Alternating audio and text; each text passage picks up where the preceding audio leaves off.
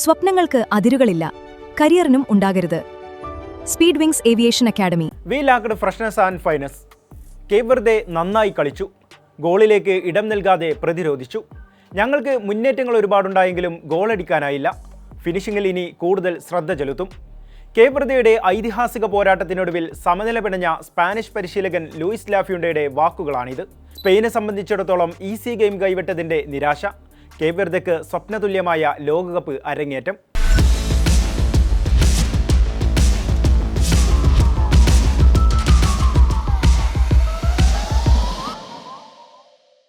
Football ലോകം ഒരിക്കലും മറക്കാത്ത മത്സരം കൂടിയായിരുന്നു അറ്റ്ലാന്റയിൽ നടന്നത്. നേരിട്ട് മത്സരം ആസ്വദിച്ച 67,640 പേർക്ക് എല്ലാ വിഭവങ്ങളും അടങ്ങിയ ഫുട്ബോൾ വിരുന്നുകൂടിയായിരുന്നു അത്. കാരണം ഒന്ന്, വൊസീന്യ എന്ന ഗോൾ കീപ്പറാണ് സ്പെയിനെ വെള്ളം കുടിപ്പിച്ച ഒന്നാമത്തെയാൾ. ഫൈനൽ തേർഡിൽ കേപ്പ് വെർദെ ഒരുക്കിയ പ്രതിരോധ കോട്ട പൊളിച്ചെത്തിയാലും അവിടെ വൊസീന്യ എന്ന ഒറ്റയാനുണ്ടായിരുന്നു.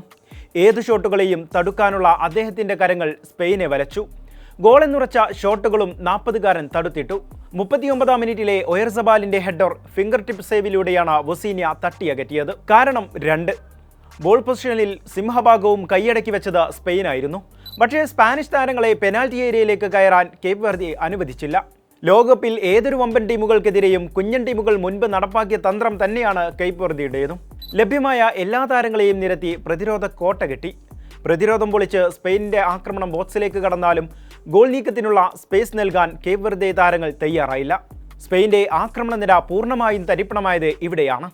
ഒരു ഗോൾ പോലും പിറക്കില്ലെന്ന യാഥാർത്ഥ്യമറിഞ്ഞതോടെയാണ് സ്പെയിൻ ലമീൻ യമാലിനെയും നിക്കോ വില്യംസിനെയും മൈക്കൽ മെറിനോയെയും കളത്തിലിറക്കിയത്. പക്ഷേ അപ്പോഴേക്കും കേപ്പ് വെർദെ പ്രതിരോധത്തിന് പ്രാധാന്യം നൽകി അവിടെ നിലയുറപ്പിച്ചു.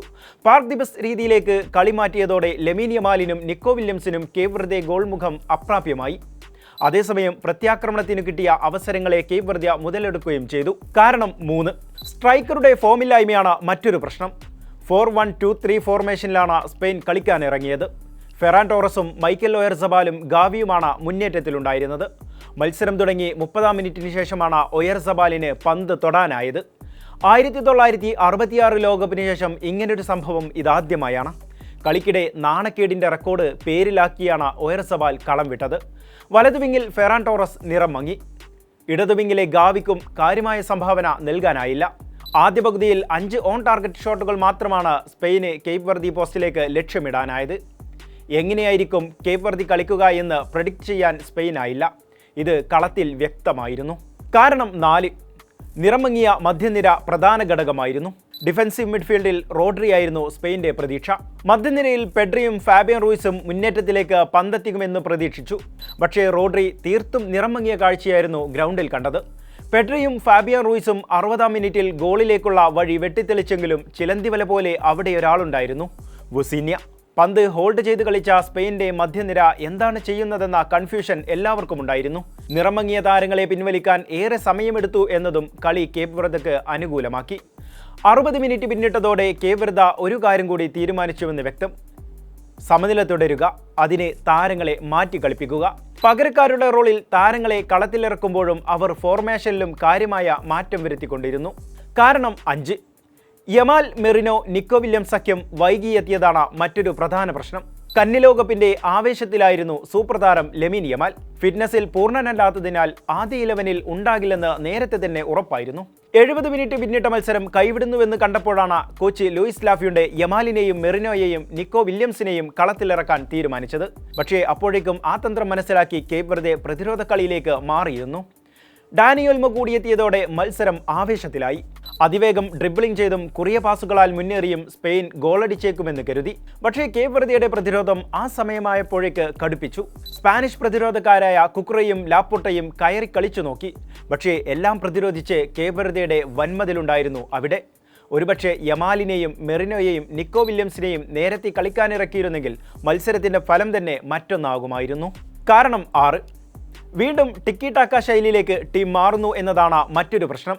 കേപ്പ് വെർദെക്കെതിരെ 796 പാസുകളാണ് സ്പെയിൻ പൂർത്തിയാക്കിയത്. 74% പന്തടക്കവും ടീമിനുണ്ടായി. 25 ഷോട്ടുകൾ ഉതിർത്തെങ്കിലും ഒന്നുപോലും വലമുത്തിയില്ല. അഥവാ കളിയുടെ സിംഹഭാഗവും സ്പെയിനിന്റെ വരുതിയിലായിരുന്നു എന്നർത്ഥം. ലൂയിസ് ലാഫ്യൂണ്ടെ എന്ന കോച്ച് ടിക്കി ടാക്ക സ്റ്റൈൽ പൊളിച്ചെഴുതുമെന്നായിരുന്നു നേരത്തെ പറഞ്ഞിരുന്നത്. ഫോർമേഷനിൽ കാര്യമായ മാറ്റം വരുത്തിയെങ്കിലും ടിക്കി ടാക്ക പൂർണ്ണമായി കൈവിടാൻ ടീമിനായില്ല. ഇപ്പോഴും അത് തുടരുന്നുവെന്ന് കളിയിൽ വ്യക്തമാണ്. 2022 ലോകകപ്പിൽ സ്പെയിന്റെ പെർഫോമൻസ് കൂടി പറയാം. അന്ന് കോസ്റ്ററിക്കയ്ക്കെതിരായ ആദ്യ മത്സരത്തിൽ 7 ഗോളിന്റെ ജയമായിരുന്നു സ്പെയിനുണ്ടായിരുന്നത്. 81% പന്തടക്കവും 998 പാസുകളും സ്പെയിൻ പൂർത്തിയാക്കി. വലിയ ജയത്തോടെയുള്ള തുടക്കം സ്പെയിൻ ഈ കളി തുടരാൻ കാരണവുമായി. പക്ഷേ ജർമ്മനിക്കെതിരായ രണ്ടാം മത്സരത്തിൽ പാസ് കുറഞ്ഞു. 64% പന്തടക്കമുണ്ടായെങ്കിലും സമനിലയായിരുന്നു ഫലം. മൂന്നാമത്തെ മത്സരം ജപ്പാനെതിരെയായിരുന്നു. ഏറെ വിമർശനം കേട്ട മത്സരം അതായിരുന്നു. 962 പാസുകളാണ് അന്ന് ടീം പൂർത്തിയാക്കിയത്. 82% പന്തടക്കമുണ്ടായെങ്കിലും സ്പാനിഷ് സർവാധിപത്യത്തെ ജപ്പാൻ പൊളിച്ചടുക്കി.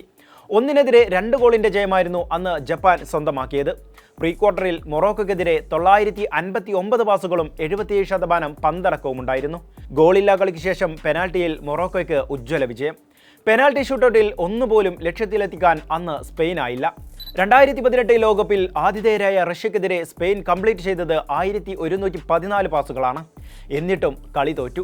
കഴിഞ്ഞ ജൂണിൽ നേഷൻസ് ലീഗ് ഫൈനലിൽ പോർച്ചുഗലിനോട് തോറ്റപ്പോഴും ആധിപത്യം സ്പെയിനായിരുന്നു. 60% പന്തടക്കവും 760 പാസുകളും പൂർത്തിയാക്കിയെങ്കിലും ഫലം തോൽവി. കിരീടം കൈവിട്ടത് സ്പെയിന് തിരിച്ചടിയായി.